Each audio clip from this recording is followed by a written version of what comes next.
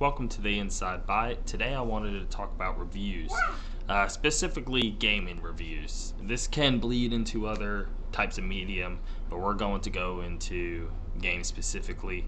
And because there's a lot of different opinions on how games should be reviewed, and so much so that people have now started to come to the system of thumbs up or thumbs down.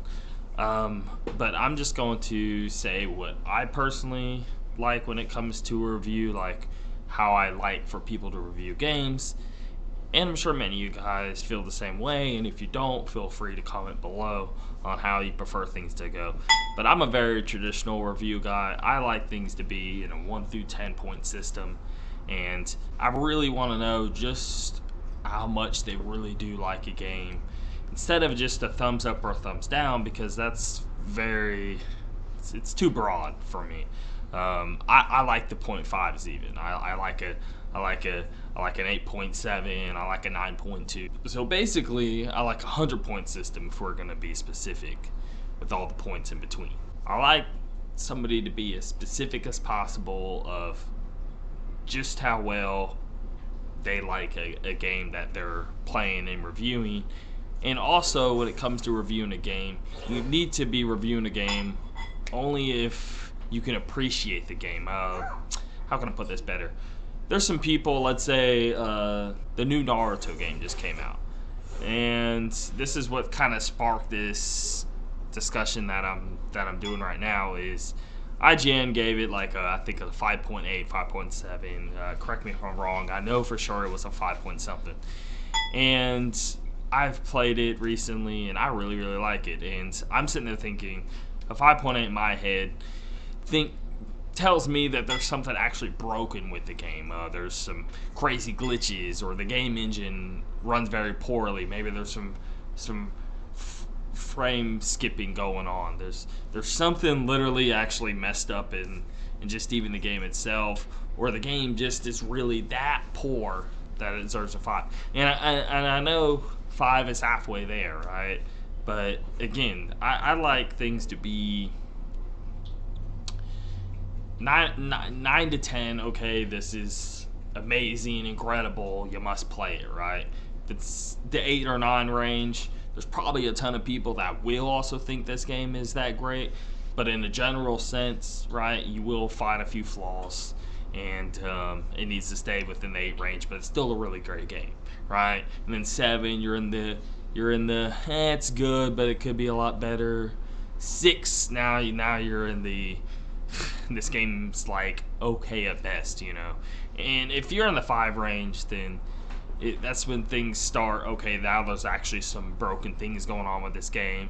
Maybe someone out there will slightly appreciate it, but we're going into some dangerous territories, and the further you go down, you know, it just huge landslide. You know, 4s and 3s, you should never see those.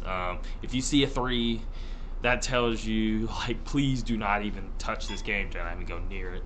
That's what's in my head, you know. And I don't know if it's these other critics that have put it in my head as such, but I like it that way. I don't like a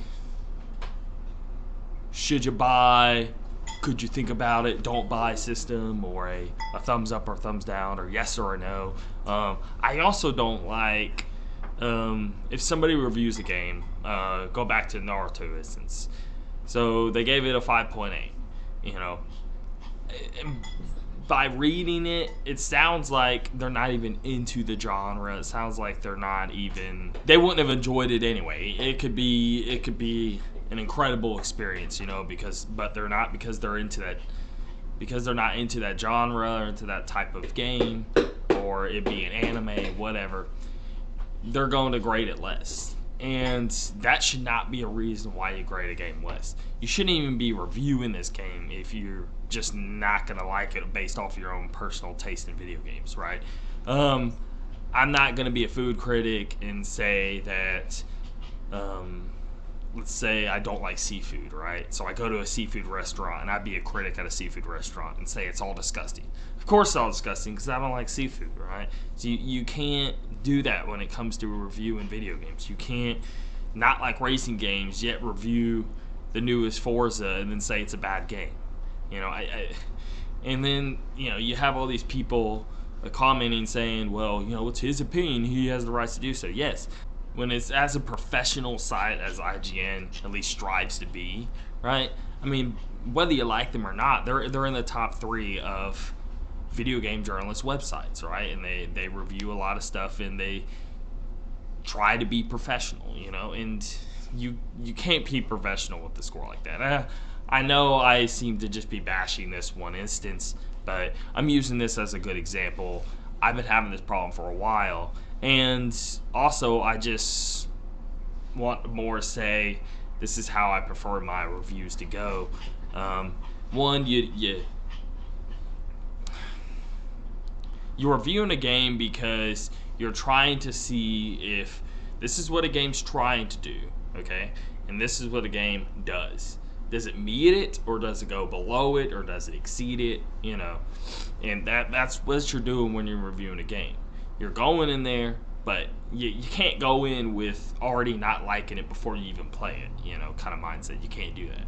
So if you're not into the genre, you need to stay clear of it. You can give it to somebody else who's into that type of game. My big thing too, though, when it comes to a 10-point system, or let me say 100-point system with the 9.1, 9.2, 9.3, whatever, it's really hard for me to rate a game a 10, and I've been conflicting this a lot.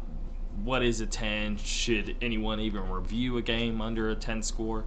And I think it comes down to, I used to think there's no such thing as a perfect game, so you can't review a 10.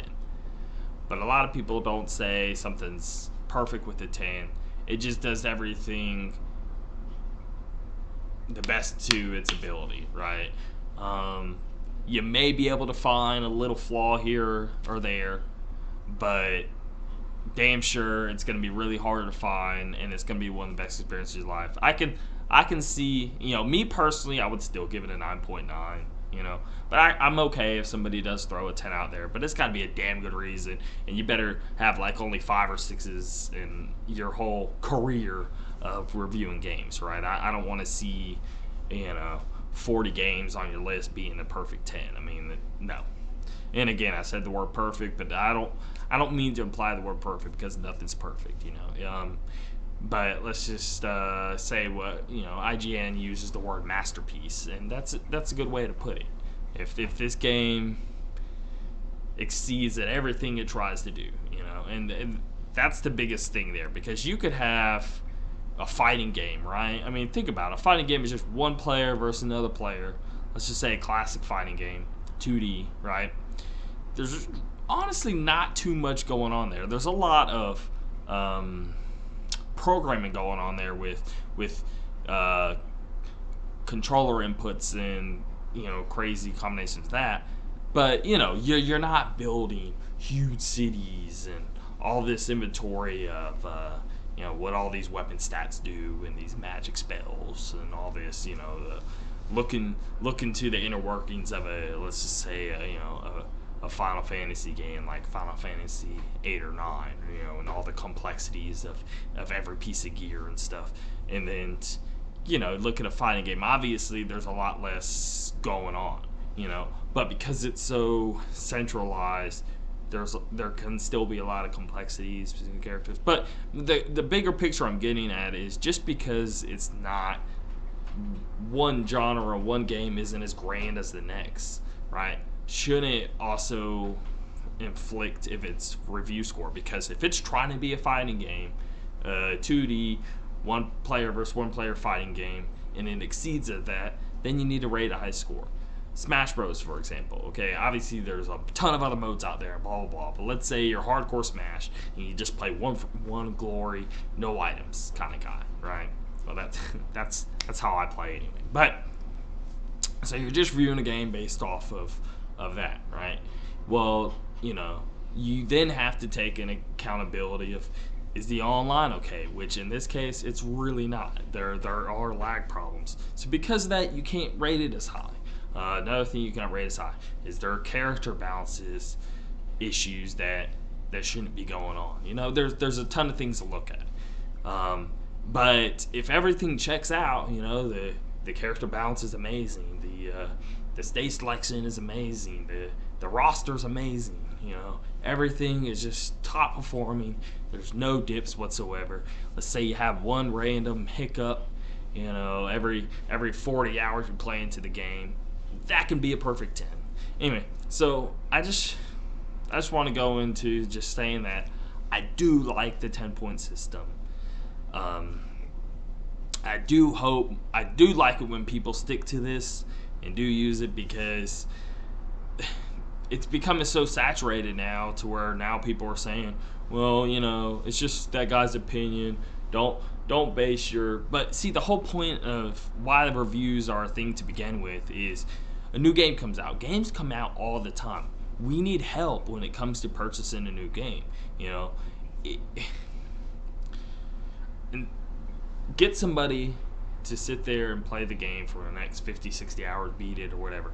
I don't have that time to invest 60 hours into a game just to not like it, right? I'd like for somebody else to do it and then tell me the feedback. Oh yeah, this game's great, or no, it's not. You should probably just play something else. Because honestly, we're getting like a great game every single week nowadays. And we can't sit there and play through all of these. So we're needing somebody to play, basically playing for us. And if they can say it's a great thing, okay, well now I can have, out of these 100 games, here's 7 games that got really great reviews, and I'm gonna play these 7 games because I trust this reviewer, right? Or I trust this website. And it's I used to do that to certain websites, and now it's a problem. You know, now there's too many people on these big websites like GameSpot and IGN that are just, they're reviewing games, but they shouldn't even be reviewing that game, you know. And you can't review a racing game if you're not into the racing genre, okay? Let's just state that. And so that's why that sounds, I guess it's racist, I don't know, but you know, there's a lot of English people that play racers more so than American gamers, right? And so whenever I watch a racing review and it has a British accent, for some reason I'm like, okay, well I can trust this a little more because they are really into the genre. Now obviously that's stereotyping and that could not be true and blah blah blah blah blah blah, but more so than not it is true. FIFA games and other, you know, any soccer game, or sorry, football, you know.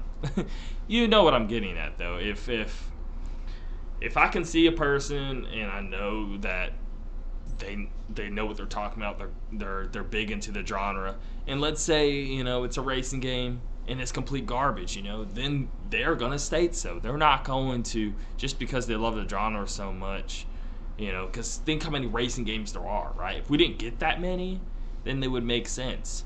But again, we get so many video games all the time now, to where there's no reason for a viewer to lie anymore. There's no reviewer for fanboyism to take that much hold just because there's so much out. So anyway, that's my 2 cents on everything, and let me know what you guys think, and you know, agree with me, disagree with me. I just wanted to get my stance on all of it out there on the internet. Anyway, I'll see you guys later. Bye.